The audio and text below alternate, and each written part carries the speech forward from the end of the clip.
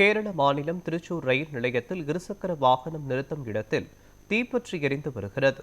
இது குறித்த கூடுதல் விவரங்களை நமது செய்தியாளர் ரமேஷ்குமார் வழங்க கேட்கலாம். ரமேஷ்குமார், வணக்கம். திருச்சூர் ரயில் நிலையம் அருகே தீ விபத்து ஏற்பட்டிருக்கிறது. எவ்வாறு இந்த தீ விபத்து ஏற்பட்டது?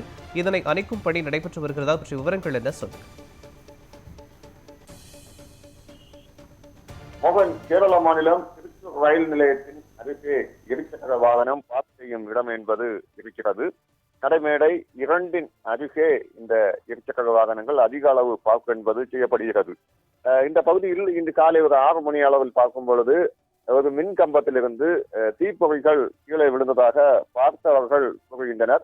அந்த தீப்பொறி கீழே விழுந்ததும் முதலில் ஒரு பைக்கில் ஒரு இருசக்கர வாகனத்தில் அந்த தீப்பொறி என்பது விழுந்ததை தொடர்ந்து தீ என்பது பற்ற துவங்கி இருக்கிறது.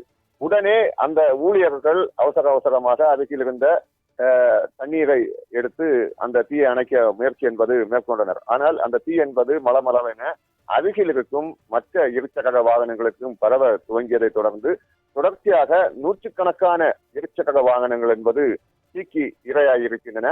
அந்த காட்சிகளை பார்க்க முடியும். தீ என்பது மளமள என பற்ற துவங்கி வருகிறது. சரியாக 2 மணி நேரத்துக்கு மேலாக 4 தீயணைப்புத்துறை வாகனங்களில் வந்த தீயணைப்புத்துறை வீரர்கள் அந்த தீயை அணைக்கும் பணியில் ஈடுபட்டு கொண்டிருக்கின்றனர். ஆனால் தீ என்பது ஒரு 80% கட்டுக்குள் தற்பொழுது கொண்டு வரப்பட்டிருக்கின்றன.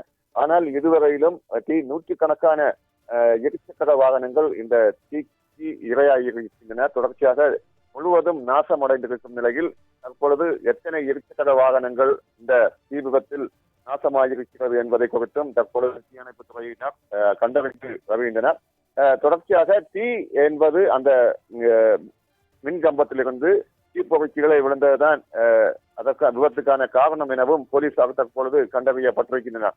இது மட்டுமின்றி வேறு ஏதாவது காரணங்களுக்காக தீ பற்றி இருக்கிறதா என்ற ஒரு கோணத்திலும் போலீசார் விசாரணை என்பது நடத்தி வருகின்றனர்.